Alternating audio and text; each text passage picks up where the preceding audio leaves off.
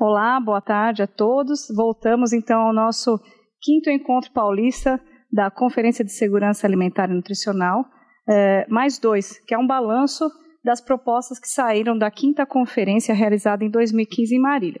Na parte da manhã nós tivemos o primeiro desafio, com a presença do professor José Giacomo Bacarin, da Renata Prado de Lima, da Secretaria de Assistência e Desenvolvimento Social, e a conselheira do Conselho, Shirley Maria da Silva.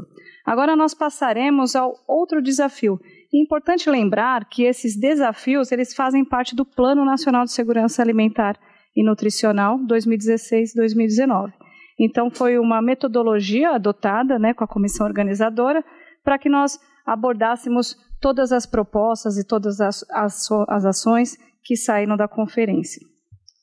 Bom, agora nesse próximo debate, desafio número 2, trata-se de combater a insegurança alimentar e nutricional e promover a inclusão produtiva rural em grupos populacionais específicos, com ênfase em povos e comunidades tradicionais e outros grupos sociais vulneráveis no meio rural. Então, chamo aqui para compor a mesa Edgar Moura, do Conselho Nacional, representando a Pastoral Negra no Brasil. Chamo também Renata Vieira de Miranda Cunha, conselheira do Conselho São Paulo e membro da CAISAN São Paulo pela Secretaria de Justiça e de Defesa da Cidadania, representando a Fundação Instituto de Terras do Estado de São Paulo, ITESP. Chamo também para compor a mesa Renato Azevedo, do Conselho de Participação e Desenvolvimento da Comunidade Negra do Estado de São Paulo, lotado na Baixada Santista. Sejam bem-vindos, obrigado a todos. E acho que agora eu posso dar a palavra, começamos aqui o nosso desafio, com Edgar Moura. Boa tarde, muito bom estar aqui, falando de segurança alimentar, O desafio que nós vamos falar é o desafio 2, que fala de população negra, povos tradicionais e população mais vulnerável. Eu nem trouxe a apresentação, que eu pensei que era mais um bate-bola assim, mas eu... Falando com a Maria Rita, nesse desafio, e pensando no pessoal mais vulnerável, nós também acrescentamos um outro público, que é a população carcerária, Os presos e também os jovens que estão nessas unidades educativas, Então, nós vamos falar um pouco deles também.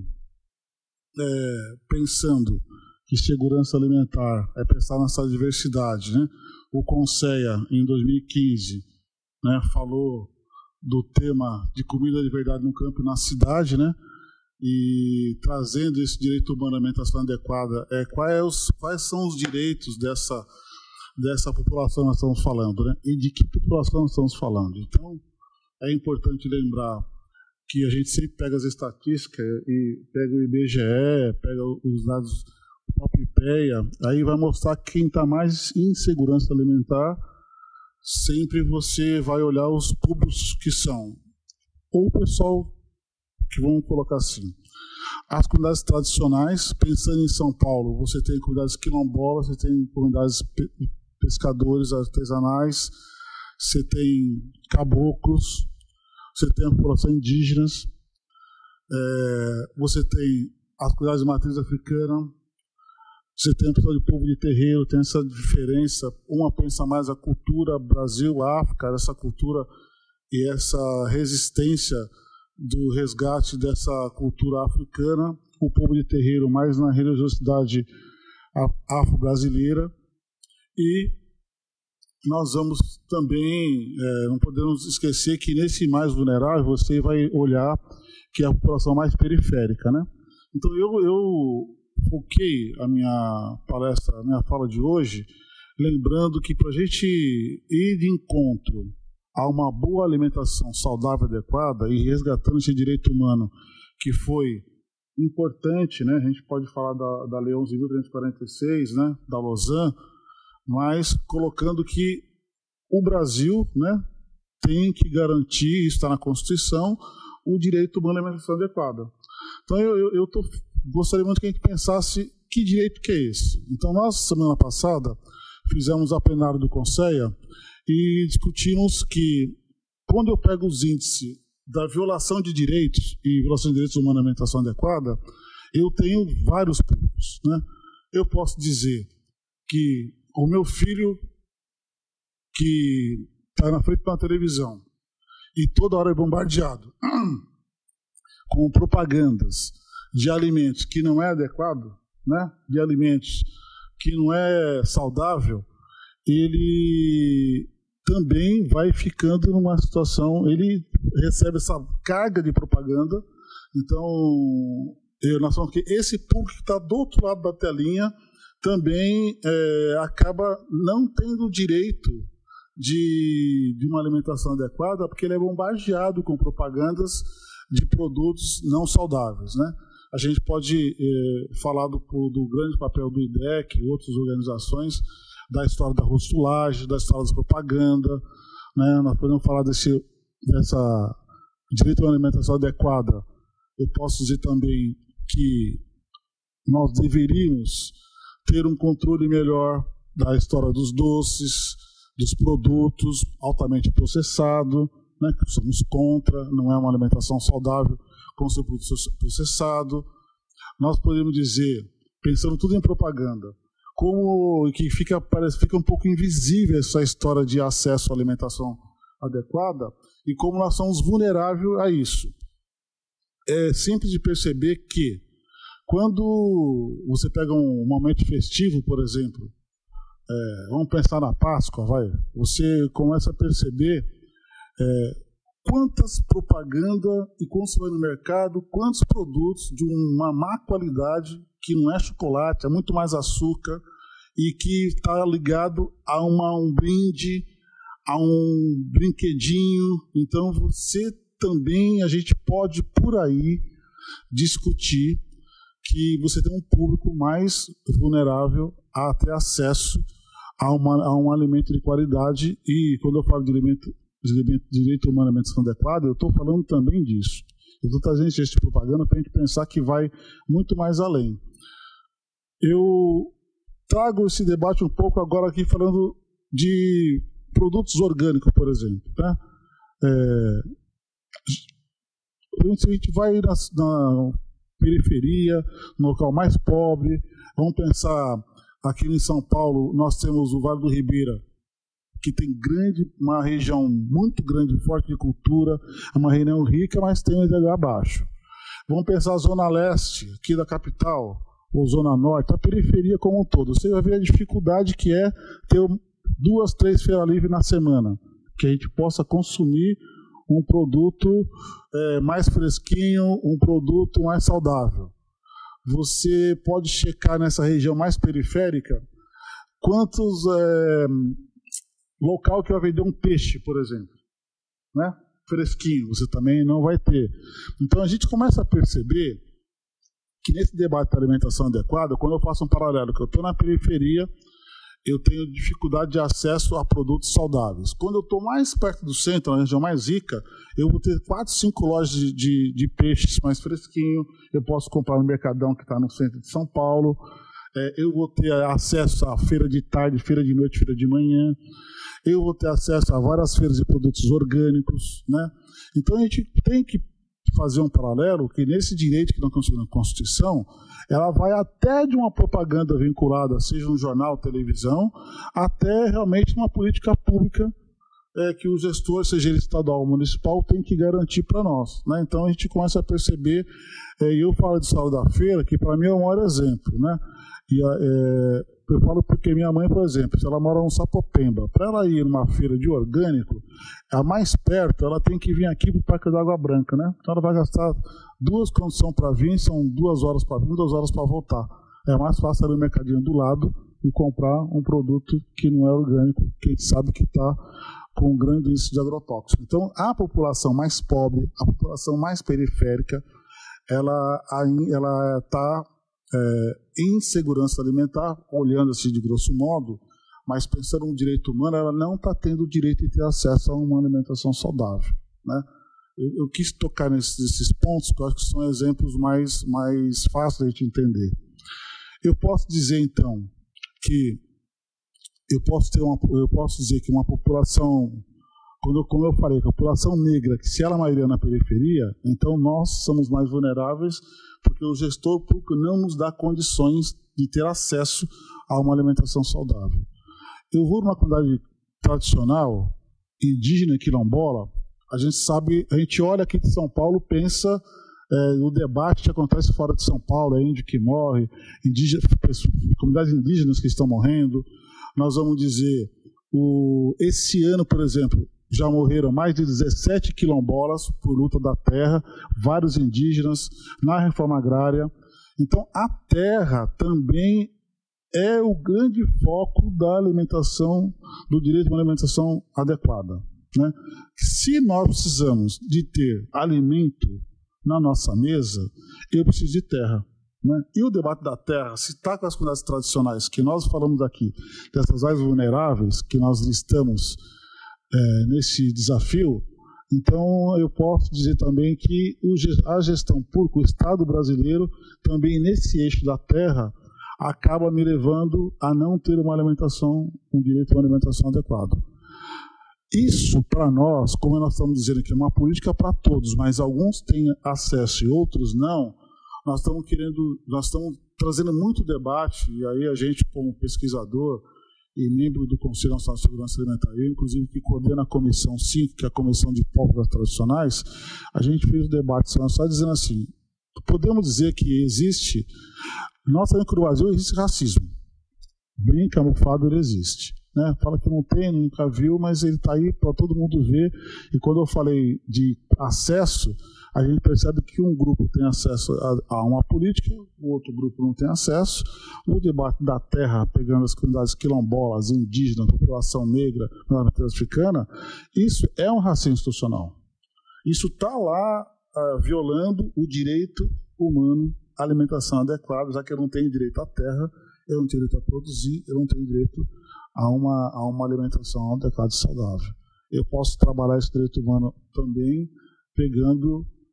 Será que quem está na periferia tem uma alimentação escolar melhor ou pior do que quem está na região mais no centro ou numa região de classe média, né? Como é que está essa alimentação escolar também? Então a gente vai percebendo o debate do direito humano à alimentação adequada, que nós brigamos tanto para estar na Constituição, ele hoje é o grande eixo para que a gente possa trabalhar como um guarda-chuva e debaixo do guarda-chuva colocar vários direitos e as violações dos direitos que não estão a nós, né? E esse direito ele vai, inclusive, pegando uma coisa que o Renato, inclusive, né, meu irmão aqui de matriz africana, conhece muito mais, que é o debate do sagrado, né? O meu culto também, eu acabo hoje, por um grande processo do Estado brasileiro, para fazer um culto, eu não posso comprar, por exemplo, eu não posso comprar um bicho em pé, porque hoje já não tenho mais acesso às granjas, né? Então, como é que eu vou cultuar se eu não posso comprar uma galinha, um bode, para poder fazer o meu culto, olhando isso como sagrado, né? Então, eu estou violando, se a minha cultura alimentar está sendo violada pelo Estado brasileiro que não está me dando condições de ter isso. Então, quando a gente fala do direito, quando a gente fala de segurança alimentar, que a gente fala dessa diversidade, o direito de ter alimentação saudável, que a gente fala do direito dos cultos, do direito da cultura alimentar, e aí a gente vai olhando desses direitos e vai olhando no paralelo aqui que nós não temos, né? O que está faltando para que a gente possa ter acesso e que acesso que nós estamos tendo por uma questão do Estado brasileiro. Nessa hora, a Anvisa é um órgão que, para a gente discutir direito humano à alimentação adequada, para a gente discutir direito humano à alimentação adequada, pensando o eixo da cultura alimentar,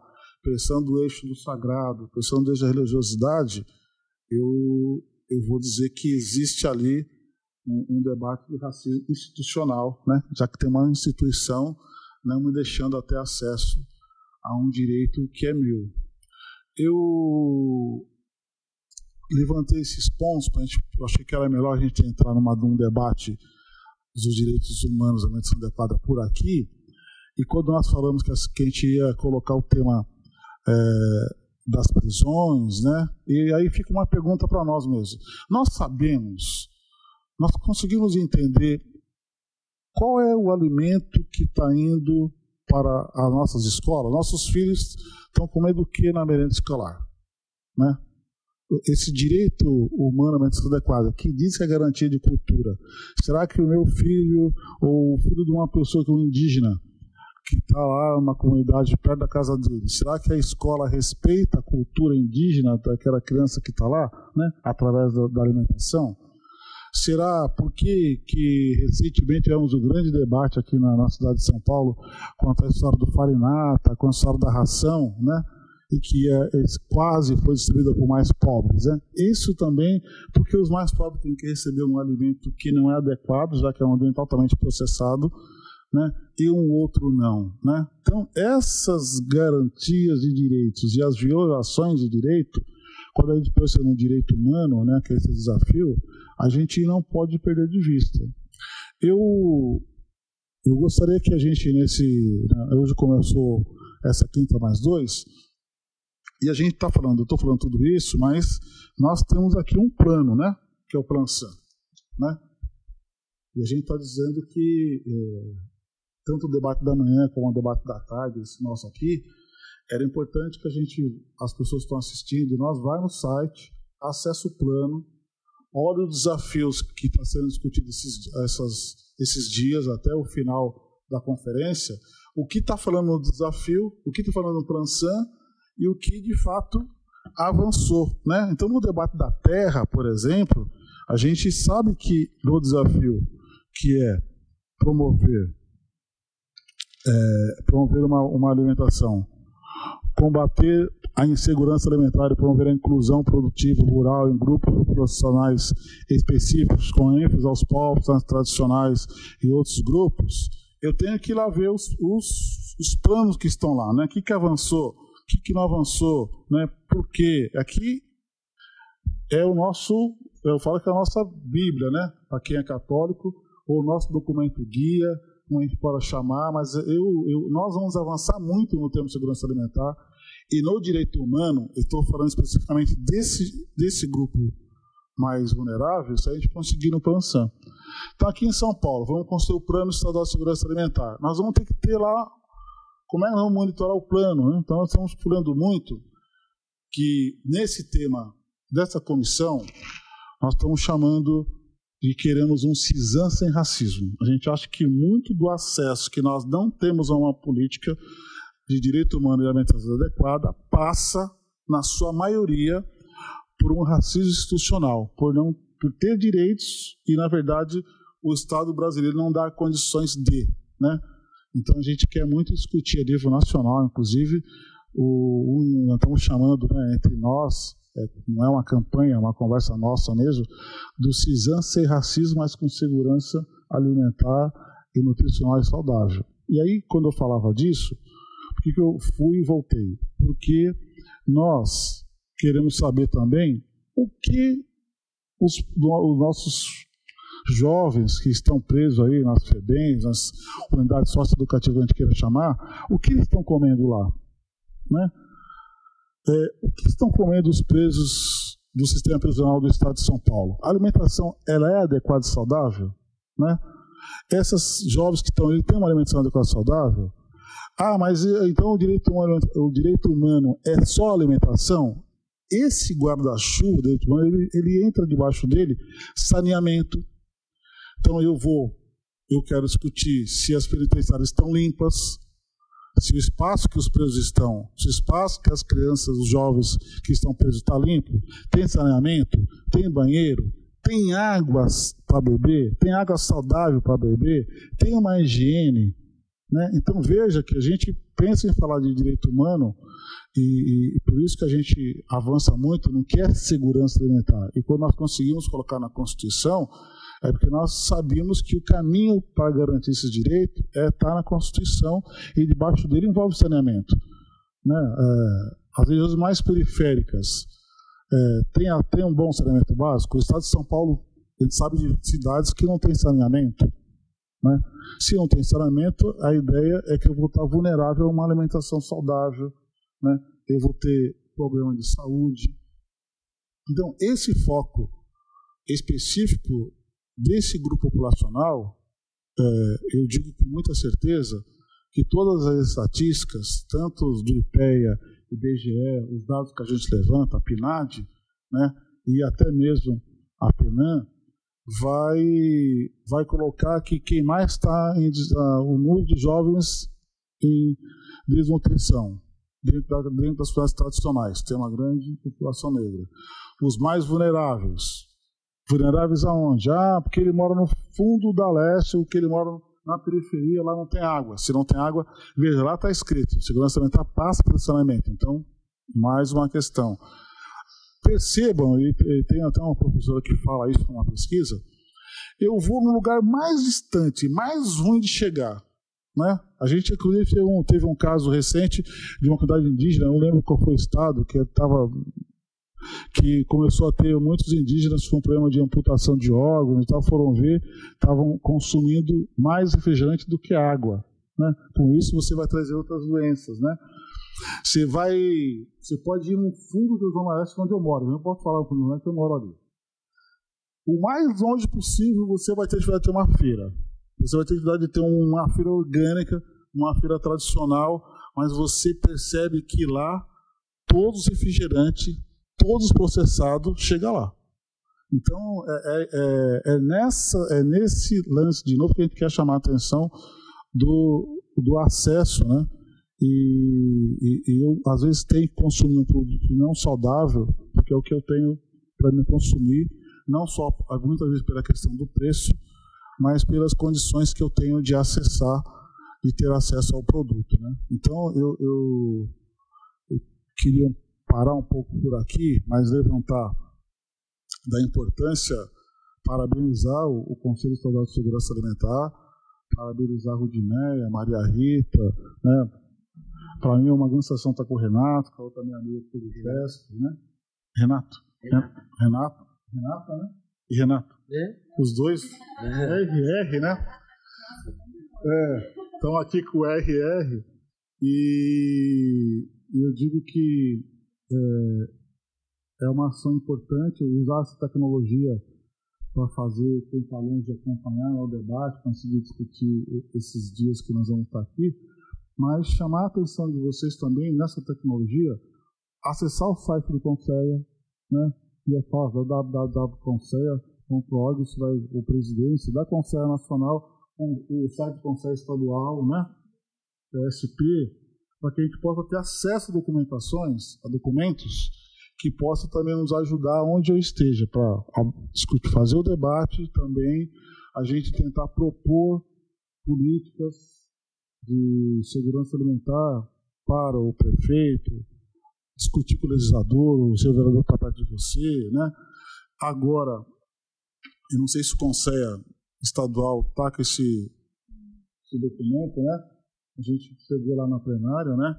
Sistemas alimentares de nutrição, a experiência brasileira para enfrentar toda a forma da má nutrição, né? E aí, a gente está falando de direitos humanos e não temos dúvida que esse documento também vem trazer os avanços, as políticas, os programas sociais que nos ajudaram a erradicar a fome. O Brasil saiu do mapa da fome graças aos programas sociais, né? Então, vamos falar da governança também. E aí, no Brasil, a erradicação da fome foi incorporada na agenda estratégica a partir do endereço da Segurança Alimentar Nacional de São, vem sendo institucionalizada como uma política de Estado, né? Aqui nós estamos falando aqui, né? E em 2010 foi incluída como direito social na Constituição Federal. Esse conjunto de políticas públicas possibilitou que o Brasil saísse do mapa da fome. O que nós estamos dizendo é que para a gente ter acesso ao nosso direito humano de alimentação adequada, conta muito nosso direito. Nós temos ao acesso que nós temos que discutir muito com o gestor, né? Essas violações dos nossos direitos, e eu não tenho dúvida que nós vamos conseguir avançar fazendo mais ou menos como essa, tendo acesso aos conselhos, aos conceias. A sociedade civil avança no controle social, né? É o órgão importante para trabalhar o controle social. Então, esse momento também nosso aqui hoje é mais um momento também de monitoramento da política, mas no momento a gente fazer a nossa parte como cidadão de acompanhar, vamos esses dias saber o que o Estado avançou, o que não avançou na última conferência, porque a gente possa, na conferência de março, que é a 5ª+2, a gente conseguir trazer esse monitoramento na prática. Então, eu agradeço essa oportunidade que vocês me deu de estar falando um pouco hoje aqui. Quero reforçar, entrar no site do Conselho Nacional e do Estadual para ter acesso ao relatório da última conferência. Quero reforçar a importância da gente acompanhar o Plano Nacional de Segurança Alimentar, né? São Paulo caminha com o plano estadual. Então, esse exercício entre acompanhar nacional vai ser bom para a gente construir um plano estadual de segurança. Eu quero muito contribuir no plano de São Paulo e colocar lá a construção de um plano estadual de segurança alimentar sem racismo, né? Com muita segurança alimentar nacional, mas sem racismo, e para isso vamos ter que ter grandes debates, usar essa tecnologia, e eu vou deixar com a Maria Rita. Você está com esse material, Maria Rita? Tá, então eu vou deixar com você, que você e o Rudinei que estão aí nas nações, eu vou deixar com vocês esse material muito bom. Organização Pan-Americana da Saúde, Organização Mundial da Saúde, né? Então a gente já está falando muito, mas é isso. Se a gente consegue fazer uma alimentação saudável, nós vamos conseguir diminuir muito o número de pessoas doentes, sobra recurso na saúde, para outras coisas. Então a gente brinca muito que a saúde preventiva passa em a gente ter uma alimentação saudável, e para nós, essa população negra, que são os mais pobres, do que o BGE, então tem mais dificuldade de ter acesso a uma alimentação melhor, os certos tradicionais quilombolas que estão mais longe, os indígenas estão mais longe. Então, para tudo isso, a gente precisa muito desse apoio dos órgãos governamentais, né, e também desse debate. Então, vou deixar com a Maria Rita, com a Rudinei, esse material, aí você fica aqui depois. Tá? Obrigado. Obrigada, viu, Amaral? Sua participação aqui é sempre muito bem-vinda, trazendo suas contribuições aí para que nós possamos avançar nessa construção do plano, né, do plano estadual. Peço que todos participem, deixem suas contribuições. Até 10 de janeiro vai ficar no ar no site da Rede Sans, www.redesans.com.br. E agora, depois das duas explanações que teremos aqui do Renato e da Renata, né, nós abriremos para os debates, então participem. Agora eu passo a palavra para a Renata Vieira, de Miranda Cunha. Ela é conselheira do Conselho São Paulo e membro da CAISAN, pela Secretaria de Justiça e da Defesa da Cidadania, representando o ITESP. Obrigada, Renata. Boa tarde.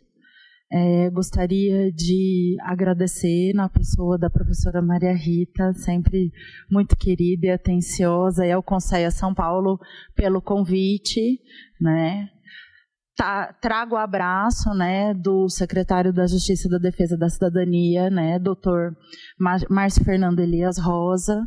Recentemente nós tivemos uma alteração, né, da diretoria executiva do ITESP, mas o ex-diretor executivo Marco Pila também sabia que eu viria aqui, né, e dentro da sua condição de ter proposto, né, junto ao governo do estado, o PEPAS, então ele acompanha, né, as questões de segurança alimentar. Trago o abraço dele também.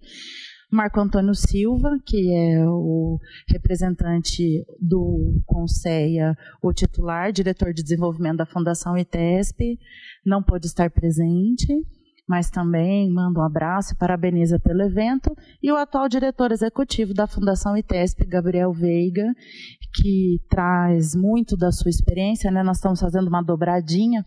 O Pila tinha uma experiência no desenvolvimento e agora a gente tem um novo diretor executivo com muita experiência na arrecadação e regularização. Então, agradeço bastante, né, a oportunidade. E eu vou pegar o gancho para iniciar. Eu tinha preparado uma outra abertura, mas eu acho muito importante o que o Edgar colocou, a questão, né, do controle social.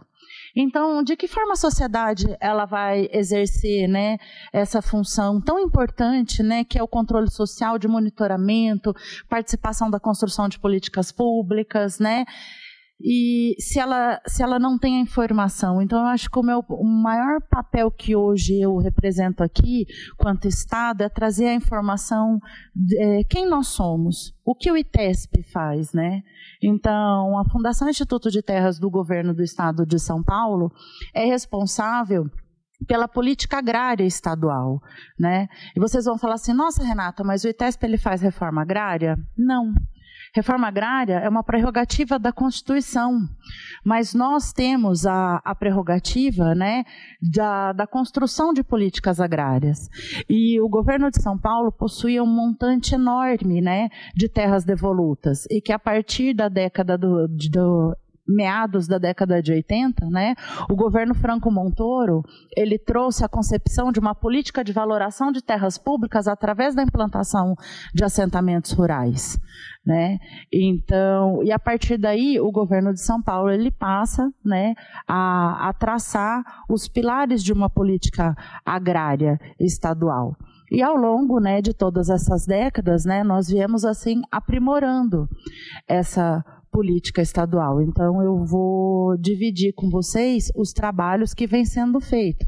Afinal, dentro de todas as dimensões da segurança alimentar, né, que são necessárias e que nós devemos trazer assim para o debate e para a discussão, o acesso à terra, como Edgar trouxe, né, a regularização, né, o título, isso é uma coisa muito importante. E o ITESP nós trabalhamos, né, com política agrária, através da implantação de assentamentos, e nós também somos responsáveis pela assistência técnica e extensão rural das comunidades reconhecidas de Quilombo, no estado de São Paulo.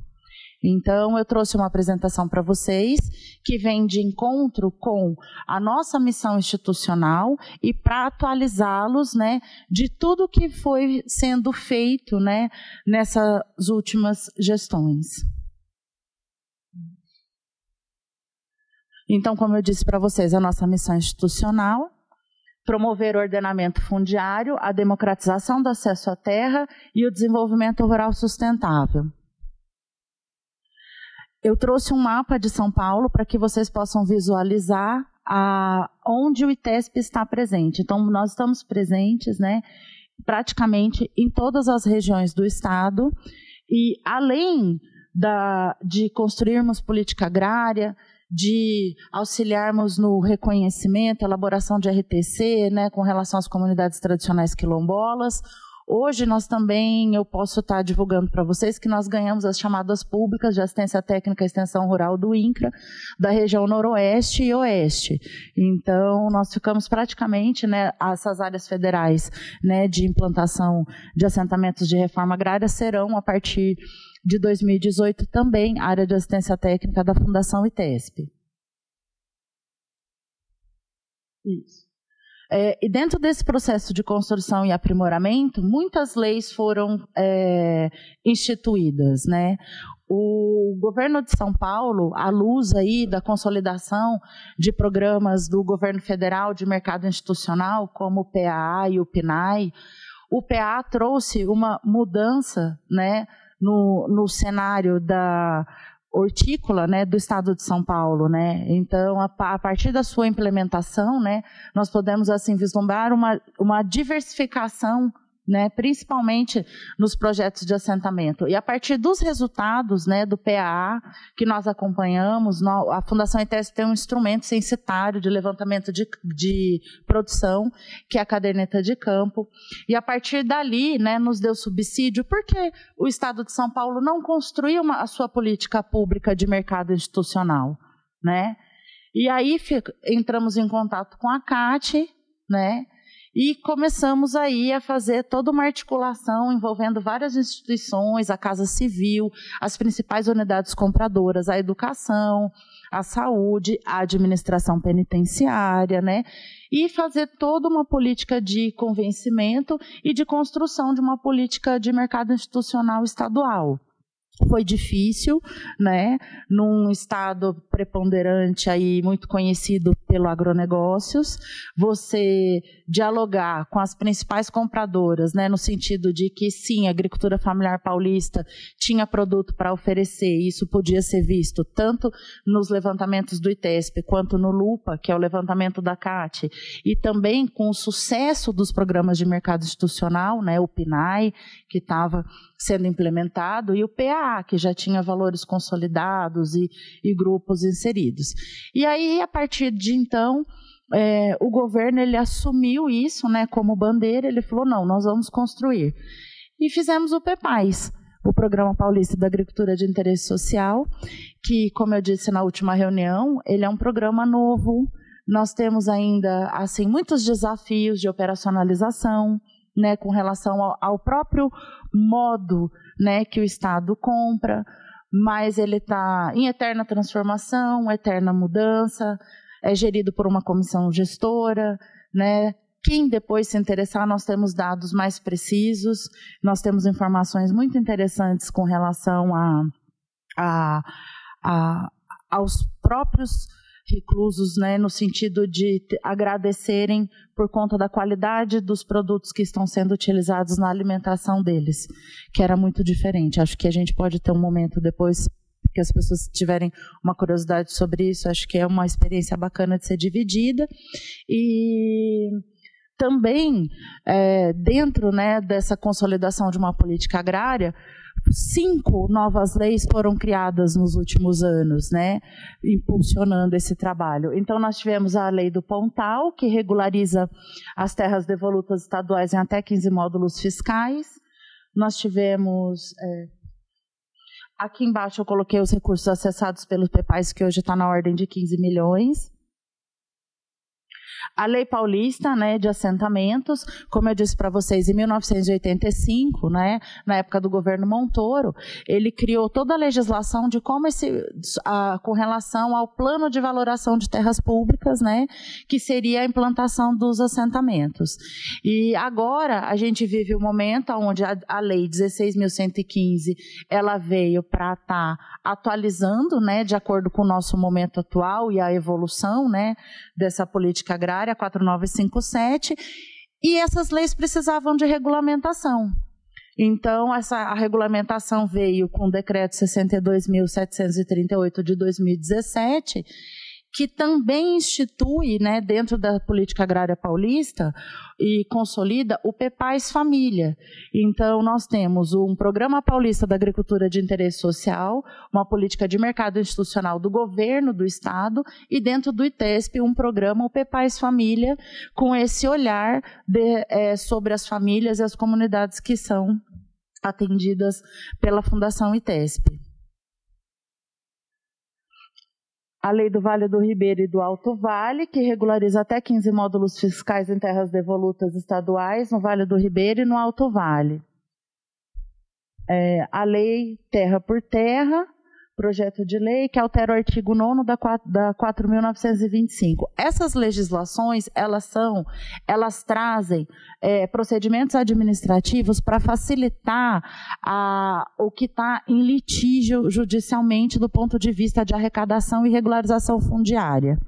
Então, é proposto acordos administrativos em âmbito de cartório, e esses recursos que são arrecadados através da formalização e da regularização são reinvestidos dentro desse trabalho da missão institucional. Então, com relação à Lei do Pontal, foi criado o Fundespar, que eu acho que vai estar mais para frente. Nós temos o Fundespar, então é um fundo que ele vai ser para o desenvolvimento do Pontal, onde prefeituras podem estar acessando, a área de desenvolvimento do ITESP pode estar apresentando projeto, e ele também existe uma comissão que gere. Agora, essa legislação do Vale do Ribeira já foi feita num formato diferente, com um caráter mais objetivo. Então, o dinheiro dessa regularização vai ser utilizado diretamente nas comunidades, né? Então, está em fase ainda, vai ser implementado. Então, são políticas, assim, bem bacanas, né? Que vão de encontro com a missão do ITESP, e também nós podemos usar dessa condição de fundação para fazer esse trabalho de gerir esses recursos, né? E proporcionar esses investimentos. Aqui é um pouquinho, né, o ITESP ele tem essa estrutura, né, são 24 escritórios, 654 funcionários. Com relação aos novos assentamentos, eu trouxe para vocês. Então, são 495 famílias assentadas. Semana retrasada, eu tive o privilégio de conhecer o assentamento André Franco Montoro. É um dos assentamentos mais bonitos que eu já vi. É o maior assentamento, né, que o estado de São Paulo já implantou, com 235 famílias em registro e área contínua, né, e é muito bonito. A capacidade hídrica é uma coisa assim, então a gente está bem feliz e espera que essas famílias possam aproveitar. Professora Maria Rita, 6 metros já tem água quando estão furando o poço. É uma coisa emocionante, assim. Todas aquelas famílias, assim, eles acabaram de entrar, né, foi homologado recentemente, então é muito bonito mesmo. Então, são todos esses, ó. O Zilda Arnes, Mário Covas, Saltinho em Araras, 3 de Maio Itaberá, Irmandouro Tstang, Dom Paulo Evaristo Arnes, governador André Franco Montoro, totalizando 495 famílias assentadas. E nós temos ainda muita gente para assentar e muita área para regularizar. A Dom Paulo Evaristo Arnes, ela vem de uma tutela antecipada, a gente usou 20% da área. Então, assim, muita coisa o governo paulista ainda vai estar fazendo com relação à implantação de assentamentos. Os quilombos reconhecidos.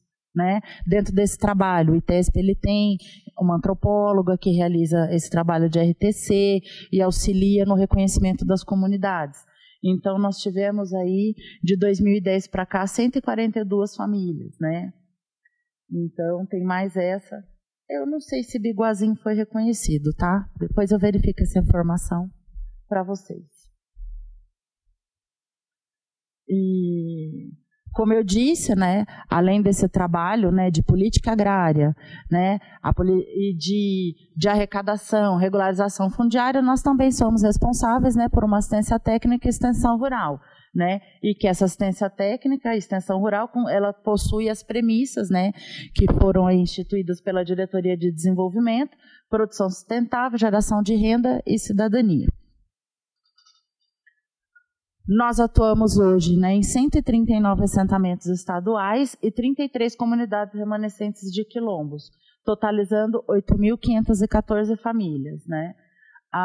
Esse contrato do INCRA, que refere aqui, ele é só do Oeste, porque ainda não, né, que é o contrato anterior. O novo contrato referente a essa prestação de assistência técnica em área federal, ela vai ser publicada a partir da semana que vem. Foi finalizado, né, todo o certame essa semana. E também, dentro dessa política, né, de mercado institucional paulista, nós também criamos o subprograma Pepais Leite. Né? Afinal de contas, o leite é a principal cadeia produtiva da agricultura familiar em assentamentos. Então, como uma forma de política setorial e de fortalecimento desse segmento, nós achamos importante separar o teto. Né? O Pepais ele tinha um teto único de 22 mil, então nós separamos o teto justamente para incrementar e para a gente trazer os produtores, né, que estão aptos, né, de acordo com a legislação fiscal, sanitária, ambiental, que é um outro grande desafio, né, para a agricultura familiar paulista, mas estando com todos os registros certinhos, né, em forma de pessoa jurídica, o agricultor familiar paulista ele pode vender seu leite e derivados para o Pepais.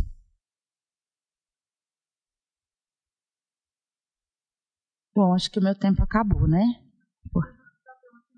Eu vou... Não, tem bastante, mas eu acho que... Sim.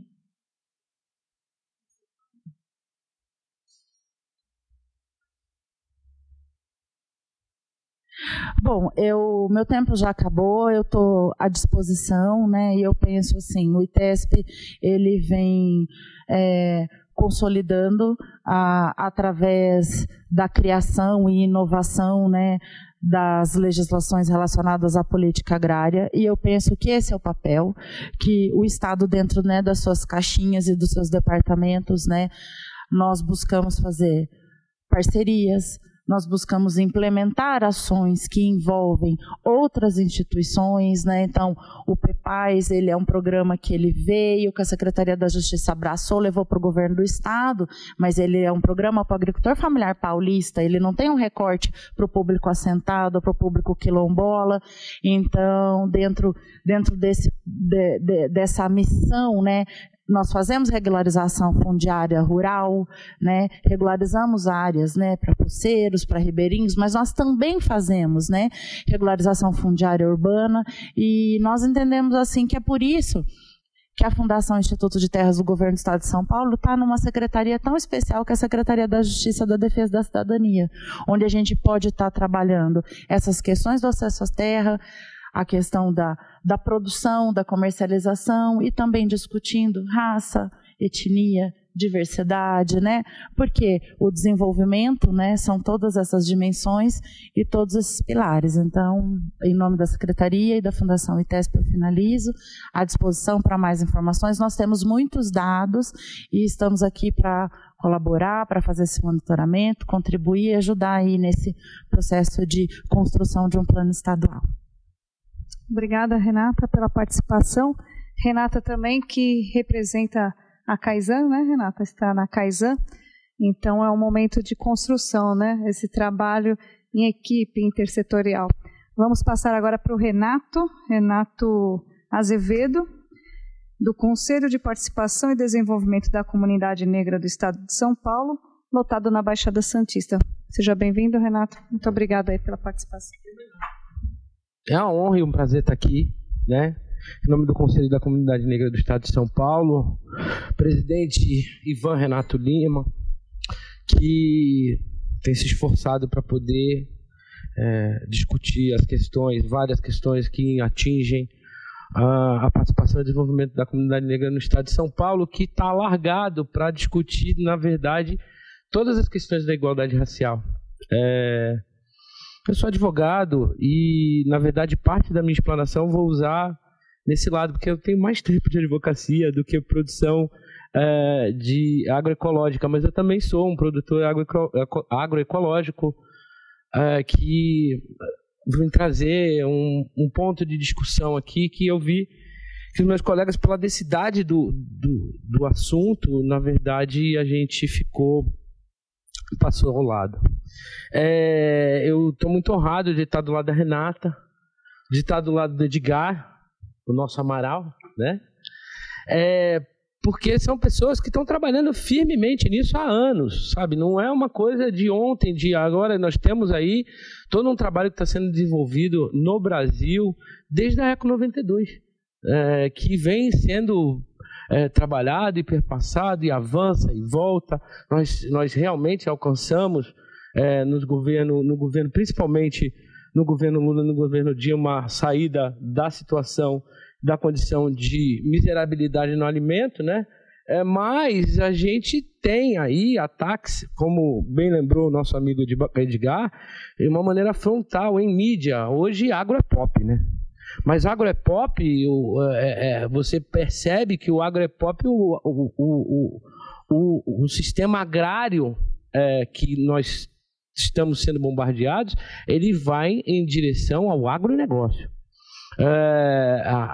Ainda não há uma proteção integral à agroecologia, ainda não há, e o CONSEA é construído nessa função, né? O CONSEA Nacional, a luta da construção do CONSEA Nacional, ele passa por essa necessidade da gente rediscutir a terra, o homem, a água, o homem do campo, a água, a mulher do campo, a água, as formas de distribuição do alimento, as formas de cultivo, primeiramente, do alimento, o mercado e também o que a gente veio discutir aqui hoje, que se trata da soberania das comunidades tradicionais dentro dos seus fazeres, dentro dos seus saberes e dentro da soberania brasileira. A primeira e mais importante informação que a gente tem que prestar aqui é que todos os fazeres das comunidades tradicionais estão protegidos pelo artigo 216 da Constituição Federal. E esse artigo ele é tão valoroso como o artigo 5º da Constituição dos Direitos e Garantias, como o artigo que estabelece impostos. Ele está no mesmo documento. E esse mesmo documento, na verdade, dá ensejo à criação do Decreto 6040 de 2007, que estabelece ali o Plano Nacional das Comunidades Tradicionais, culturas e comunidades tradicionais. Como advogado, eu precisava alertar desde o começo que esse artigo, esse decreto 6040, ele está protegido por um decreto, né? Então o artigo 84, inciso 6, fala que a Presidência da República pode dispor um decreto sobre organização e funcionamento da administração federal, quando não implicar aumento de despesa, nem criação ou extinção de órgãos públicos. Isso quer dizer que ele não tem força de ser uma lei. Isso faz toda a diferença. Não é ainda uma política pública o decreto 6040, ele é sim um decreto, ele está garantindo essa política, mas ele precisa ser olhado. Primeiro, a maior das inseguranças é a insegurança legislativa, que há que se discutir a possibilidade de ter um programa nesse sentido, para atender aquelas comunidades que no Brasil elas estão sofrendo racismo institucional, sim, como comentou o nosso amigo Edgar, o nosso amigo Amaral. É importante que, a partir do momento que sua comunidade não é reconhecida, os seus saberes, os seus fazeres, eles são deixados de lado, ou até mesmo se desabilitam escolas quilombolas, como está acontecendo no Vale do Ribeira, por exemplo, que eu fiquei sabendo, a partir desse momento você sabe que há algum tipo de poder que não quer que aquele saber saia daquela comunidade, que não, o saber nosso, digamos assim, dos que não são quilombolas, também não entra. Então, como é isso, né? Estabelecer que a educação é um ambiente de disputa e que a educação é um ambiente que vai favorecer a construção dessa política de segurança alimentar, entre outras, mas estamos falando dessa, é importante para que a gente estabeleça onde nós estamos, qual é o nosso ambiente de luta. E essa luta, na verdade, ela tem que ser uma construção positiva. A gente sabe que o Brasil ele tem commodities de agronegócio e não vai deixar de ter, por causa da política de proteção às comunidades indígenas na sua sabedoria alimentar.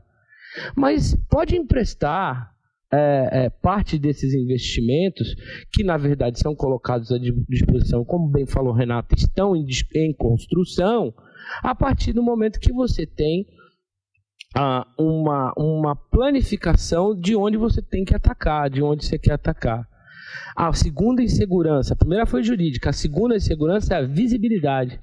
A gente tem uma deficiência muito grande de entender onde estão as comunidades tradicionais. Há uma confusão muito grande do que são comunidades tradicionais e mesmo quando se estabelece a comunidade tradicional, quais são os seus direitos. Vai sempre um estrangeiro ou um de fora para explicar o que a comunidade quer. A capacidade da comunidade é muito grande. Só que uma comunidade tradicional, por exemplo, como a cigana, ela tem pressões, ela tem modos de viver que são patriarcais. Isso implica no machismo. Não que ele tem que ser condenado. Há um ambiente, há uma cultura para isso. Né? O quilombola, há uma cultura dependendo do tipo, do regime religioso que se tem. Porque a comunidade quilombola, por exemplo, que eu visitei no Vale do Ribeira, era uma comunidade quilombola cristã. Então, eles tinham um tipo de dogma. A comunidade quilombola que eu visitei no Rio de Janeiro, 160 anos, que é a São José da Serra, tem outro, porque é de religião de matriz africana. E o Estado tem que estar preparado para entender essas diferenças, mesmo que estejam sob o nome de quilombola. E isso faz muita diferença, porque a aplicação de um programa que não atenda a própria modo de ser e de existir da comunidade destrói a própria Lausanne, que tem isso como um limitador. Para ser bem direto num terceiro ponto, o terceiro ponto, que o primeiro foi a segurança jurídica, depois a segurança identitária. E o terceiro ponto é abrir acesso aos direitos necessários para que as comunidades possam ter a sua segurança jurídica e a sua segurança identitária. Esses acessos, na verdade, passam pelo treinamento de profissionais de dentro do Estado que entendam e reconheçam essas duas necessidades primeiras, passam pela necessidade da gente ter, ao invés de apenas programas, políticas públicas do desenvolvimento para essas comunidades. As comunidades de onde eu estou vendo, existem 4 comunidades principais, que é na Baixada Santista, que é a comunidade religiosa de matriz africana. Essa não foi nem consultada. Que o meu amigo Edgar divide em matriz africanas e povos tradicionais de terreiro por um acordo ele já me contou, por um acordo de nomenclatura no Conselho Nacional, né? Prudente fazer essa diferenciação, porque as comunidades de povos tradicionais de terreiro, elas enfrentam dificuldades de acesso, inclusive a se manter. E em determinadas unidades, em determinadas cidades, elas foram, por causa do tipo de culto que professam, foram afastadas até para outras. Então, como você manter terra? Como você manter, se você não tem o contato com aquela sabedoria, como você manter um vínculo para que aquela comunidade de terreiro te diga como ela usa a planta? Essa planta que vai ser usada tanto para curar como para cultuar. Em alguns casos, se usada errada, pode até prejudicar e muito, chegando à morte.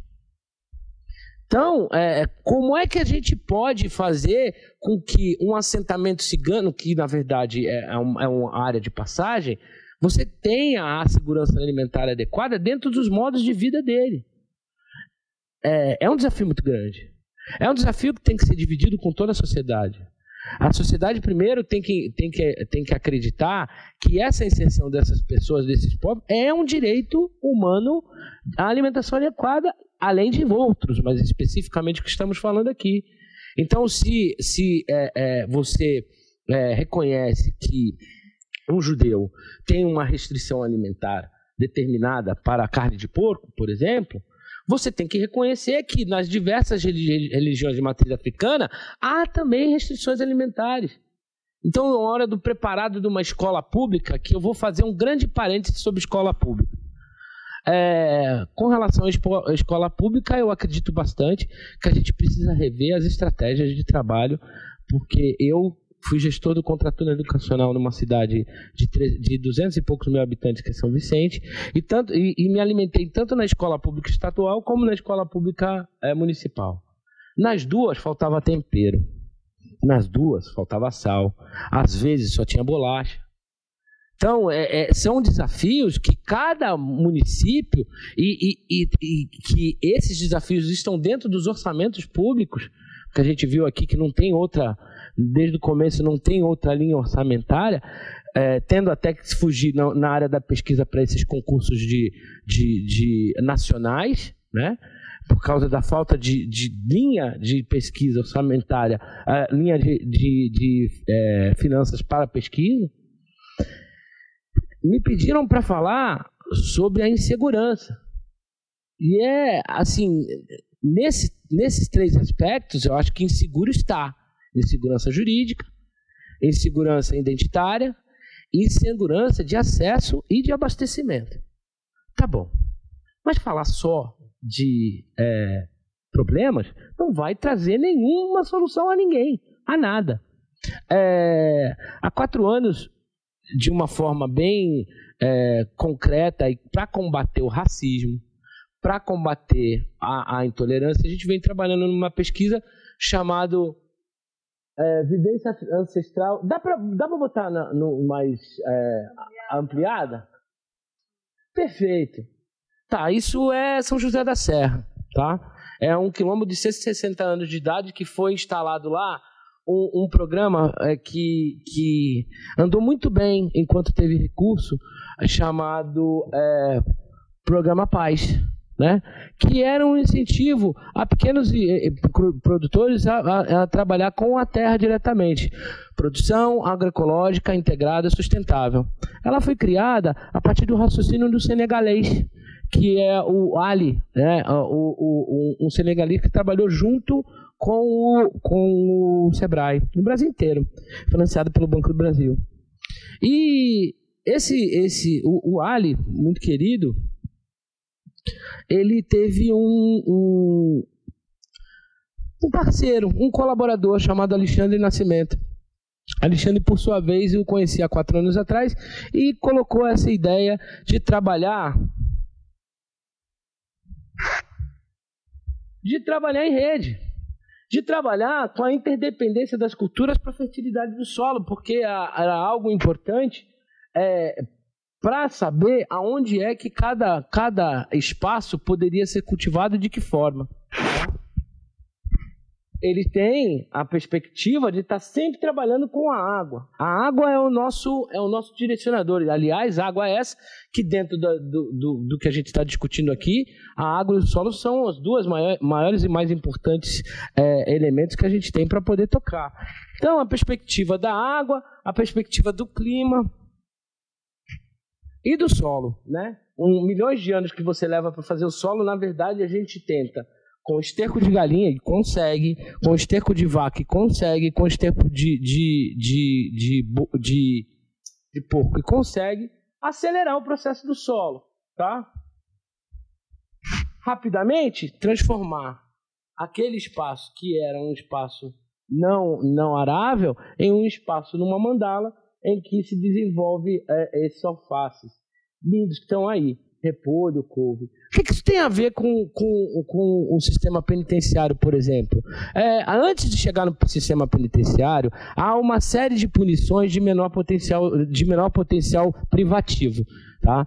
A prestação de serviço à comunidade, será que hoje vocês sabem como é que se cumpre a prestação de serviço à comunidade nos municípios, que é cumprida de município a município, com parceria, com determinação da Secretaria de Penitenciárias? Lavar banheiro, pintar a parede, trabalhar em zeladoria municipal. Por que não podem fazer horta? Por que não podem aprender a fazer horta, né? Isso seria uma sugestão. A ideia, construída pelo AD e produzida por nós, por esse sistema chamado informação agroecológica, vem na proposta de você ter um galinheiro, 5 galinhas, o espaço aqui é de gotejamento, uma caixa d'água quando não é o caso de ter cachoeira, porque a gente, por exemplo, na Baixada Santista, a gente tem 3 cachoeiras, e na área que vocês vão ver daqui a pouco não precisa da caixa d'água, e você monta esse espaço para alimentar semanalmente 20, do tamanho que ele está, 20 famílias. Com o trabalho de, no máximo, 6 ou 7 pessoas. Mas você não pode construir a horta sem construir a pessoa. Então, já que a gente tem que construir a política pública, vamos identificar, essa é a proposta, quais são as hipossuficiências, as ignorâncias e os estados de direito que você tem uma pessoa que está trabalhando naquele sistema. Essa é a grande diferença do PAIS para o IFA. A gente, além de cuidar da terra, a gente quer cuidar da pessoa através da terra, tá? E isso o Ali e o Alexandre abraçaram muito. Eles já fizeram mais de 250 espaços desses. E daqui a pouco vocês vão ver até onde esses caras foram. Mas a ideia é que a gente trabalhe a diminuição dos vícios e as violências com o impacto das outras políticas que o Estado tem. O Estado tem segurança jurídica, segurança de informação, o Estado controla a educação, e o mercado também controla a educação. O consumo, na verdade, depende de cada um de nós. O tributo é relacionado diretamente ao consumo. E essa é uma proposta da gente fazer uma mandala para a gente se autorreconhecer. Para chegar a isso, essa foto foi tirada em Cabo Verde. Esse projeto foi para Cabo Verde. Ele chegou lá numa favela, né? Que eles só tinham 2 coisas: peixe, porque era perto do mar, e cabra, porque era em cima do teto. Só que a cabra gerava esterco. E a proposta foi construir um galinheiro para que eles pudessem ter horta. Essa horta foi tão importante para a comunidade de Cabo Verde que ela gerou duas coisas muito importantes. Primeiro, melhor condição de qualidade de comida. Então, alface, cenoura, beterraba, ainda que agroecológica, porque não tinha dinheiro para comprar, incentivo agrícola. Então lá eles fizeram um esterco com bode, com cabra. O segundo e mais importante foi a aproximação das famílias, porque a partir do momento que esses camaradas todos aqui, que tiveram um envolvimento mais ou menos com a criminalidade, né, que tiveram problemas de drogadição, alcoolismo, que tiveram problemas, a gente não salva ninguém. Na verdade, a pessoa se auto propõe a mudar, né? Não se salvar, mas mudar. E esses camaradas se salvaram de um tanto porque já estão produzindo em outros espaços essa mesma cultura. Isso tem 1 ano. Nós tivemos a ousadia de construir em Praia Grande um espaço que é um espaço laboratório. E esse espaço laboratório está à disposição de quem quiser, de quem nos apoiar, porque nunca é sozinho, é sempre em ritmo de troca, né? Como ontem, por exemplo, eu estava aqui aprendendo com o pessoal da Codeagro num evento de horticultura que teve aqui. Então, eu não tenho como tratar da agroecologia sozinho, eu não tenho como tratar da agroecologia sem propor a oportunidade e da humildade para a troca. Porque não existe como você vencer esses limites do racismo e do machismo, da intolerância, sem a troca. Essa é uma outra opção. Que ao invés da mandala, em lugares, por exemplo, que você tenha pedras e você não possa construir, você faz o aspersor aéreo. Vocês já viram, eu acho que vocês já viram isso daí em algum lugar, né? É também tecnologia desses dois caras, que eu estou sempre falando, que é o Ali e o Alexandre, que trabalharam a ideia de onde dá para plantar, a gente planta. Para quê? Para virar sala de aula. Porque se a gente for falar que isso daí é produção, a gente realmente vai ter uma produção, mas vai ter que ter muita gente fazendo. Isso é muito mais trabalhoso, não é mais difícil, não tem dificuldade, mas é muito mais trabalhoso de fazer do que hidroponia, por exemplo. Porque na hidroponia você arma os canos, tudo, liga a água e vai trocando os remédios, os incentivos, né, o zinco, o cobre, dependendo da planta que você vai. E nós sabemos que existe e todo tipo de alimento produzido, inclusive o agronegócio, é muito bem-vindo. Só que na hora de falar de segurança alimentar, você tem que pensar em agroecologia. Orgânico é uma certificação, mas antes de ser orgânico, como diz a própria Lausanne, deve ser agroecológico. E esses somos nós, né? Como eu disse, não se trabalha sozinho.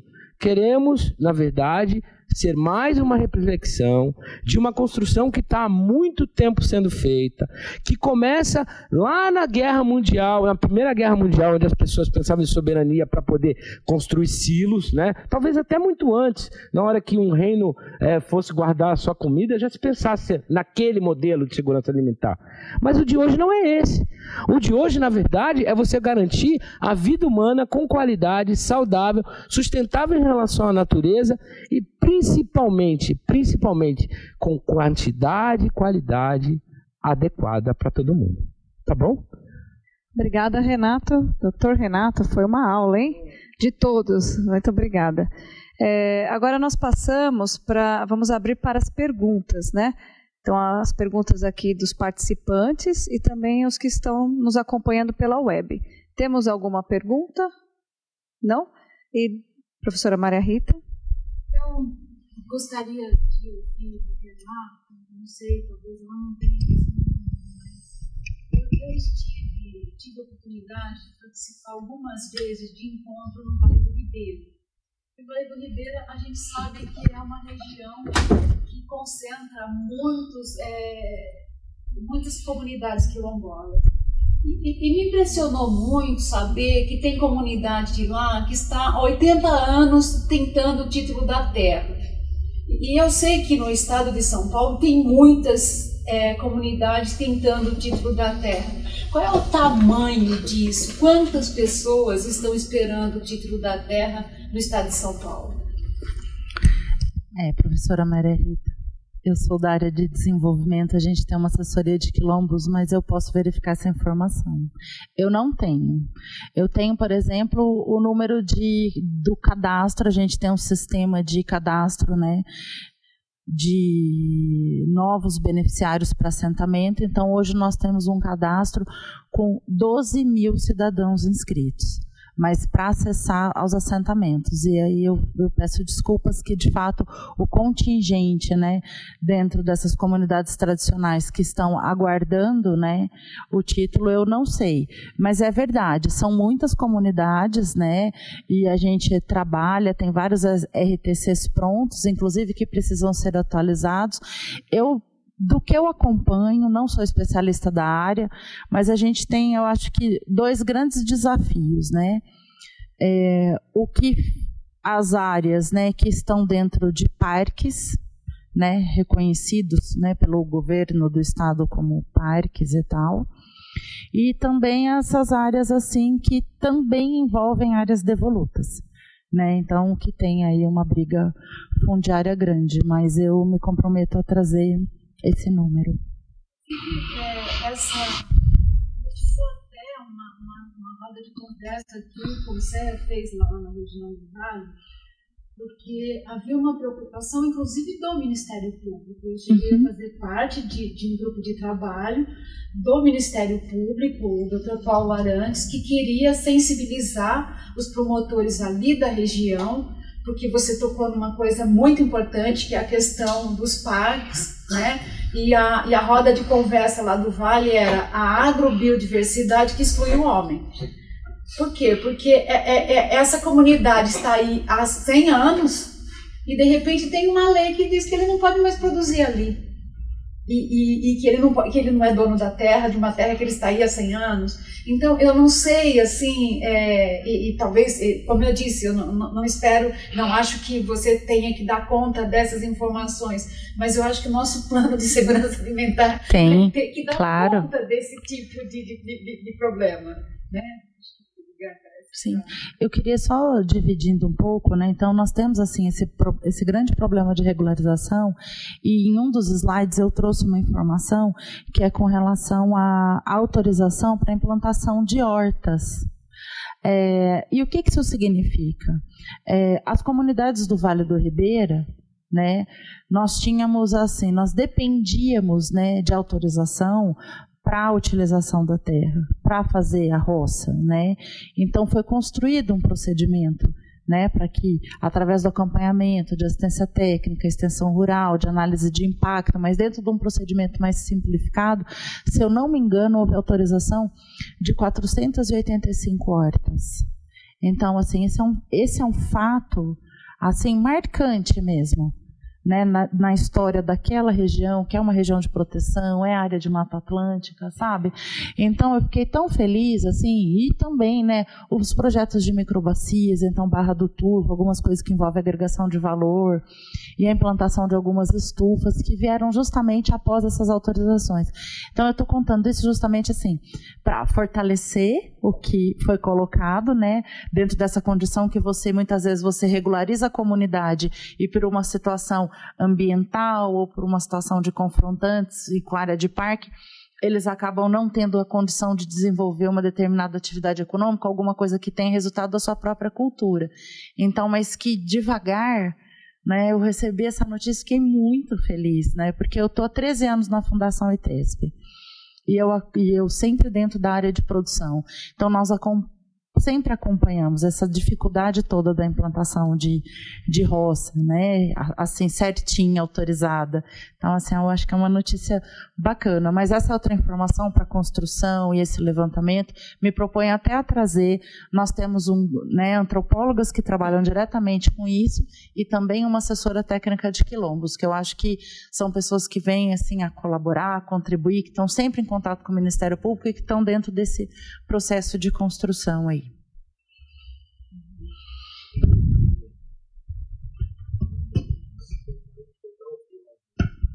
Não, Maria Rita, a sua pergunta me faz assim, te reforçar uma coisa, que é esse conceito, né, que eu vou ler. A segurança alimentar e nutricional é a realização do direito de todos ao acesso regular e permanente a alimentos de qualidade em quantidade suficiente, sem comprometer o acesso a outras necessidades essenciais, tendo como base práticas promotoras da saúde, que respeite a diversidade cultural, que seja social, econômica e ambientalmente sustentável, né? que é a nossa lei 11.346 da Lausanne. Para responder isso, porque isso, Marita, faz com que a gente responda para você assim: o Brasil tem esse grande desafio da questão da terra, que é ligada aos mais vulneráveis, né? E aí, a sua pergunta, eu posso responder para você o seguinte: São Paulo, e é uma resposta que ela é dura, porque o Conselho fez um balanço nacionalmente. Então, assim, vamos falar de São Paulo. São Paulo tem mais de 40 processos de quilombos em andamento, que envolve INCRA e ITESP, que são o ITESP, Fundação de Terra de São Paulo, e o INCRA, questão nacional, né? Um vai cuidar das terras que é do Estado, e o INCRA vai cuidar das terras que é de terceiro, vamos dizer assim, que está aí solta, né? Então, os dois órgãos têm que trabalhar em conjunto. O que deixa a gente preocupado, né? Eu vou pegar só por São Paulo, é que nós temos que construir um plano de São Paulo, tem que avançar, como você falou mesmo, nesse debate. A gente espera dia 18, na nossa roda de diálogo, né, de segurança alimentar e nutricional, quinta mais 2, que é envolver essas comunidades, no dia 18 lá, mas esse é o tema do ITESP. O ITESP é uma instituição excelente. É um órgão fantástico, pessoas excelentes, o Andréia, o próprio Pira que estava lá, meu amigo Carlos Henrique, essa turma fera. Só que está há 80 anos. Para a gente conseguir hoje dar conta dos processos que tem de título, que é o decreto 4887. Então, em 2003, o Lula entra e coloca um decreto 4887, que é dar o título às cidades quilombolas. E passa os indígenas aí também. O 6040 diz: eu sou quilombola, que é o auto-identificação. Então, eu sou quilombola, eu sou indígena, eu sou pescador. Então, no quilombola, eu sou quilombola. A Fundação Palmares começa o processo de reconhecimento, reconhece ali a área, pode ser esse desenho que você fez aí. Eu vou lá, dou uma olhadinha ali, começa um processo que pode ser quilombo e trava a especulação imobiliária. O primeiro processo é esse. Então, o decreto, se eu provei que é quilombo, eu tenho que dar o título da terra para a comunidade. Com a força dos grandes fazendeiros e da bancada ruralista, entraram com uma ação inconstitucional contra esse decreto, que está para ser votado, e se o decreto cair, nós vamos perder, o que você falou, sua pergunta para ela, nós vamos perder, São Paulo perde um monte de processos, né? Porque o que São Paulo tem na mão, que a gente pegar o fluxograma de quando entra nesse processo até o final, que é o Diário Oficial, amigos, ouçam bem o que eu vou dizer para vocês. Para São Paulo dar conta dos 40 processos que tem lá hoje, vai mais 200 anos. Então, não é a sua pergunta, Maria Rita, ela é a pergunta da hora da vez para essa população vulnerável, quilombola, indígena, né? Agora, eu volto essa pergunta também para essa população de rua. São Paulo tem mais de 20 mil moradores de rua, que passa com a questão de direito a uma alimentação adequada, passa por aí, né? Na questão da terra, vocês não falam de quilombo, mas hoje São Paulo tem mais de 16 mil pessoas acampadas, dados do INCRA. Está lá, não é o que estou dizendo, está lá no INCRA.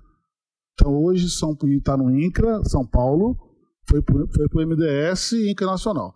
Então São Paulo tem hoje mais de 16 mil acampados esperando a reforma agrária. Então, quando a gente levantar quantos assentamentos São Paulo assentou pela reforma agrária em 2015, eu duvido que a gente consiga falar que teve 5. Desculpa, 2016 e 2017, nós não vamos chegar a 10. Então, vamos pegar só isso. Estamos terminando 2017, então eu desafio que os nossos órgãos não conseguiu assentar nem 10% de famílias. Eu estou dizendo isso porque isso aí é racismo institucional. Por que racismo institucional? O racismo institucional se manifesta concretamente quando os 3 poderes, executivo, judiciário e legislativo, nas 3 esferas da Federação, União, Estado e Município, não efetivam as determinações legais e constitucionais de respeitar, proteger e garantir os direitos das populações, como demarcação das terras indígenas, titulação de quilombola previsto na Constituição. No nosso plano nacional, e São Paulo vai cair por essa mesma missão, no nosso desafio 2, que é o que está comigo, como é que a gente vai monitorar? Quantas DAPs, por exemplo, as famílias, quantas DAPs São Paulo emitiu? Então, DAP mulher, quantas emitiram em 2017? DAP para quilombo, DAP para as indígenas, né? Então, nós vamos construir metas. Então, por isso que o plano, e aí eu fico muito feliz pela Maria Rita, porque é esse time que está aqui, Rudinéia, Renato, Renata, eu, as pessoas que estão nos assistindo, que vamos ter que, sim, é um desafio, e esse papel não é só do governo. O governo tem que dar condições, dentro do controle social, que a sociedade civil, as organizações, o Conselho construa, e o Legislativo, a Frente Parlamentar de Segurança Alimentar e Nutricional, a Frente Parlamentar da Agroecologia, a Frente Parlamentar da Reforma Agrária, que a gente possa juntos, e as escolas, construir a bancada. Né? Agora, a gente sabe que por que vai demorar 200 anos para a gente fechar 40 projetos? Porque o ITESP não tem gente. Por isso que é institucional. Se eu quero resolver, eu tenho que contratar pessoas para resolver. Isso passa pela Fundação Palmares. Então, não estou falando só de São Paulo, mas nós estamos dizendo, para pegar todos os processos do Brasil, vai, hoje, mais de 500 anos. Tá? Que é a exposição de motivo apresentada pela minha comissão no Conselho semana passada. Vou também deixar para a Maria Rita, mas está no site do Conselho, os dados que nós fizemos da Kaizen, e esse é o debate da Kaizen. É bom ter você na Kaizen, tá? Esse é bom para a Kaizen, porque assim, esse debate da direito à alimentação adequada e o racismo institucional, por isso tem que construir um plano sem racismo. E é isso mesmo. Não é porque o TS não quer, não é porque a Andréia que está lá, não é porque o Pira que está lá, o Carlos Henrique, é porque não tem gente, não é porque o INCRA São Paulo que está aqui, que tem 2 antropólogos. Então, assim, cada processo é em média, se a gente levantar os que estão aí, vai dar 3, 4 anos. Né? A Maria Rita falou, quando é que você foi lá? No último debate, ano passado.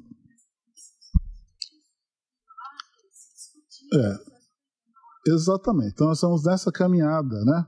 E aí você tem alguém que cuida das terras do Estado. Então, o que nós estamos dizendo? Estado brasileiro, a terra é sua, faz a reforma agrária nas suas terras. Estado, a terra é sua, entrega a terra para a comunidade quilombola. Mas a gente tem essa morosidade. Então, isso é institucional. E aí por que querem derrubar o decreto? Porque o decreto diz que, se o Renato falou que ele prova ali com o desenho que ele apresentou, o tio-avô estava lá e tal, por que ele pode fazer aquilo? Mas aí a gente vai mexer com os poderes econômicos. Mas o que tem de bom aqui nesse debate é porque a gente criou regrinhas para monitorar. Então, o monitoramento aqui em Trabalhos é esse debate da mesa mesmo. É a DAP, como ela falou, do PEPAS, o PAA, que tem pouco recurso, o PEPAI tem um recurso interessante, mas se a gente fosse atender muito mais gente, né, acaba a ser pouco pelo tamanho do estado de São Paulo, né? Então, Maria Rita e pessoas, acho que falar de direito à alimentação adequada, falar do desafio, é a gente enfrentar de frente, enfrentar juntos. Não é que a gente enfrenta esse debate sem dizer que o ITES não faz nada, mas precisa de ajuda, né? Precisa de recurso. Você mexer no PPA do ITESP, né? O pessoal é leão para trabalhar, mas se não tem ferramenta. E eu não gosto de ficar fazendo a crítica ao órgão público. Eu gosto de apresentar o problema e estender a mão para a gente fazer junto. Né? Eu, como sociedade civil e membro de uma organização que é os Agentes Passionais do Brasil, acompanho isso. A gente está falando muito que precisamos, no Brasil, precisamos de 2 coisas: vontade política e um PPA e um orçamento afirmativo, né? É criar um orçamento e ver esses debates aqui a gente precisa... O nosso maior parceiro hoje para esse debate das terras chama Universidade Pública. A Unesp é uma parceira, a Federal é uma parceira, né? O INCRA São Paulo, na gestão do Wellington, conseguiu fazer uma parceria para adiantar 2 processos de quilômetros que está com a UFSCar. A Unesp avança em outras questões também. Então, eu falo que essa mesa é importante, a gente tem que enfrentar isso, né? Eu falo, não é mimimi, né? Que fica essa brincadeira de mimimi, mas é assim, está aqui, chama a Maria Rita para dentro do debate com o ITESP, né? O governador. Hoje nós temos um secretário executivo na figura do Zé Valverde, eu quero falar Valverde, Zé Valverde, o nome que eu esqueci, do Valverde como um parceiro, né? Tem controvérsia, tem problema, mas é um cara aberto para a gente também avançar. E a quinta mais 2, pessoal, é isso. É a gente conseguir aqui dessa mesa criar um processo, uma planilha de monitoramento, como você falou mesmo, Marita, eu não sei, vou procurar saber. Né? Mas aí tem aqui tantas comunidades que estão precisando, tal, e como é que a gente vai enfrentar isso, né? E aí passa pelos moradores de rua, né? Como é que está o... É só restaurante que eles precisam, né? Não é só isso, né? Passa lá pela periferia que está sem acesso a uma feira, em 3 períodos, não pode ser uma feira só de sábado, processo da horta, os espaços públicos da Eletropaulo, da Sabesp, espaço que vira lixão, Só Rato, Escorpião, por que não pegar essa experiência dentro da escola pública? Né? Então, eu encerro por aqui, mas tentando ajudar a contribuir na pergunta que a Maria Rita fez e outros aí companheiros. E Maria Rita, eu estou apostando que dia 18, na nossa roda de diálogo, vamos chamar o Ministério Público, que vai ser uma roda de diálogo tranquila, né, com a comunidade, com o sociedade civil, e vamos já pensar como nós vamos criar planilha para o nosso plano estadual. Tá? Obrigado.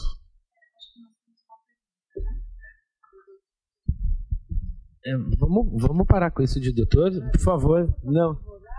Não, pois não é porque eu sou advogado. Então, doutora.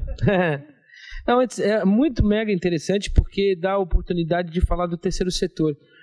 O Estado brasileiro ele está se organizando de uma maneira executiva a partir do primeiro setor, que é o Estado, o segundo setor, que são as empresas, e o terceiro setor, que são as iniciativas de pessoas ou de fortunas, né, que trabalham no regime de associação ou fundação. E a pergunta que veio aqui é como é o início do projeto em uma comunidade? Por exemplo, em Cabo Verde, qual foi a oferta e para quem? Na verdade, é um diálogo. A gente consegue entrar porque identificou-se, a partir do terceiro setor, uma demanda que o Estado não atua. Então, o terceiro setor tem agilidade de pesquisa mais rápido para procurar onde é que você tem a solução daquela demanda. Nos procuraram de forma transmarina porque já existia essa parceria com um senegalês, né? E a gente foi apresentar e lá quem dialogou com a gente foi a própria pessoa que estava em situação de risco ou tinha algum problema com a lei através do terceiro setor.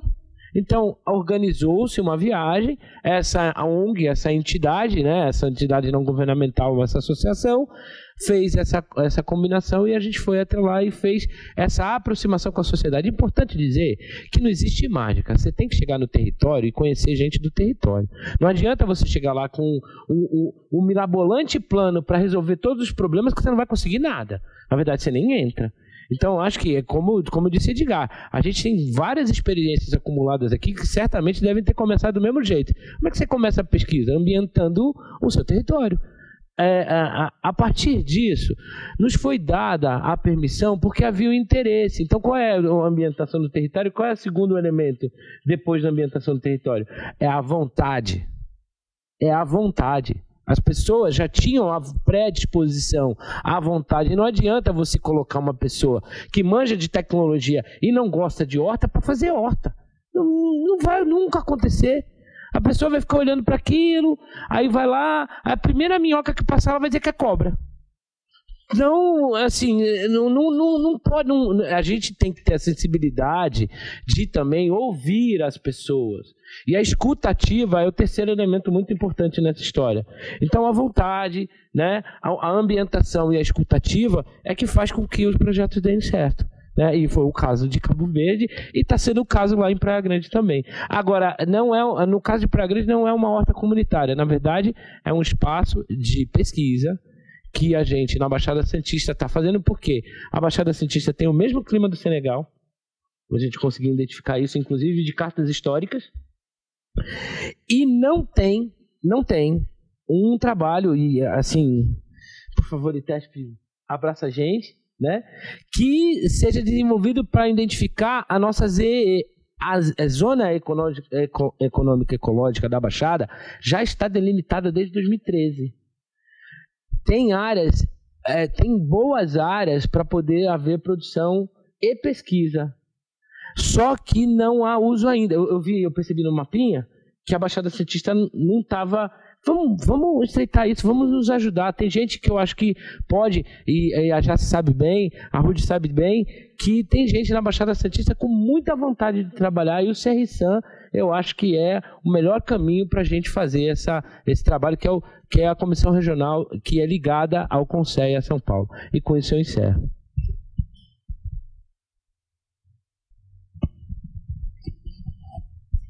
Nelson vai fazer uma pergunta ao Renato.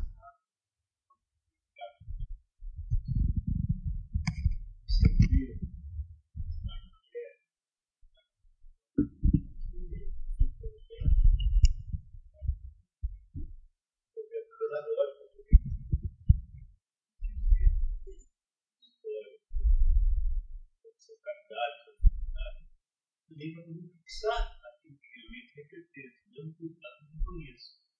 Então, você tem como melhorar, ampliar essa possibilidade de Olha, na verdade eu fico feliz do entendimento e da ampliação, porque a nossa proposta é estar dentro de um guarda-chuva. E eu acho que esse guarda-chuva, primeiro, para que ele ganhe escala, porque não adianta a gente começar uma proposta sem eu conhecê-la. Apresentar para a Unesp, apresentar para o ITER, para o Conselho São Paulo, passar por todos esses espaços, porque tem que ser de maneira combinada. É impossível que você chegue no orçamento... O Renato, numa palestra do Conselho, chegou lá e apresentou um projeto. Não é... A ideia existe a necessidade pública? Existe a demanda? É possível que a gente treine técnicos, ainda que os técnicos sejam poucos, para que esses técnicos promovam para... E aí, eu acho que ganhar escala é estar dentro da Secretaria de Educação do Estado e de todas as Secretarias de Educação do município. Eu participei do Centro de Convivência e Formação de jovens de 12 a 17 anos em São Vicente, e quando acabou a horta, muito professor ficou deprimido, muito aluno ficou deprimido. Por quê? Porque o trabalho, como bem lembrou o Nelson, de ancestralidade, ele tem a ver com o usual da planta. Você vê a planta dando resultado. O Conselho também, salvo melhor juízo, a Secretaria de Agricultura está com essa mesma programação, né? Que você tem um monte de responsáveis aqui dentro sobre essa programação.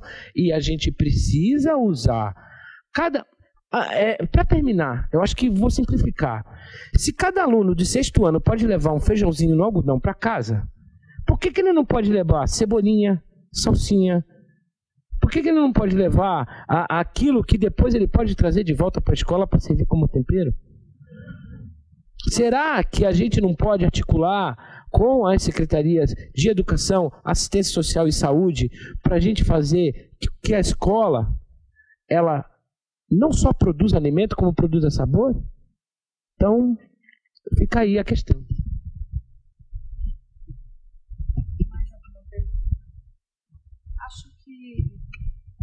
Acho que com isso nós encerramos esse segundo desafio, né, do dia.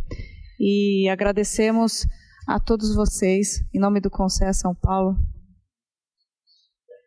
Uma ajuda? Pois não.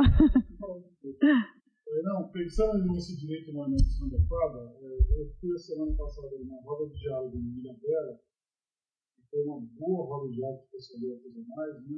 E hoje, inclusive, recebi uma ligação, né, que a Prefeitura de São Sebastião está tirando os pescadores, derrubando o barracão de alguns pescadores de lá.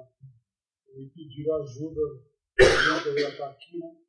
Então eu estou querendo fazer um apelo para a organização da 32, do ITESP, inclusive, que você fala com o Pila, conversa com o prefeito de São Sebastião, o Gabriel, né? Que o Pila eu conheci, mas fala com o Gabriel, a própria Maria Rita, que está na coordenação do Cabo de Néia dessa quinta, pelo Conselho Estadual. Se a gente consegue ir até a Prefeitura de São Sebastião, o pessoal está bem apavorado, eles estão derrubando ali um dois barracão, pedindo que o pessoal, os pescadores ali, possa. Eles que tem uma situação legal envolvendo, né? Estou com um documento deles que eu vou mandar. Acho que então o direcionamento encaminha para nós lá no Conselho e a gente. Isso. Assim, consegue uma reunião com a Prefeitura, porque a nossa voz não está conseguindo levar resultado. Tá. O que. Nossa. O professor Davis, ele tem trabalhado com essas questões. Ele, inclusive, ele coordena o editorial aqui, o programa de participação. Não sei se ele está hoje, mas eu acho que ele pode ser um parceiro para vocês. Passa essa solicitação para o Conselho e nós verificaremos, né, como poderemos ajudar vocês, aí, pessoal de São Sebastião. Bom, com isso a gente encerra esse desafio 2, né? Agradeço novamente Renato, não chamarei de Dr. Renato, o Edgar, mais conhecido como Amaral, não consigo chamar ele de Edgar. Muito obrigada pela participação, sempre atuante, né? Sempre aí nos ajudando. E a Renata também, da Secretaria de Justiça, muito obrigada. Leve nossos cumprimentos aí ao Gabriel, tá bom? E agradeço a todos também. Lembrando, só vou lembrar a todos, que nós temos encontros também acontecendo, né? Já tivemos, quantos encontros, professora Maria Rita? Já, no total 7, e temos ainda mais, dia 18 em registro. Dia 9 agora também nós teremos, né, um encontro, e agradecendo a todos a participação e continuem participando, porque todo esse material vai ficar disponível no site da Rede Sans, então a conferência não acaba aqui, né, nós temos esse dia, hoje iniciamos, o dia 6, mas teremos no dia 14, teremos também no dia 19. Então participem, é um modelo novo de conferência, eu acho que isso é uma democracia, né, porque aqui é ao vivo, tudo ao vivo, as perguntas chegam e a gente responde, então nós só temos a agradecer aí a todos que participam e participaram, né, e também ao secretário que nos abriu total liberdade para fazermos isso, ao secretário executivo também, ao secretário de Agricultura, os nossos agradecimentos. E vamos passar para o nosso desafio número 3, e já estamos aí, desfaço a mesa, muito obrigada pela participação. Continue conosco, né?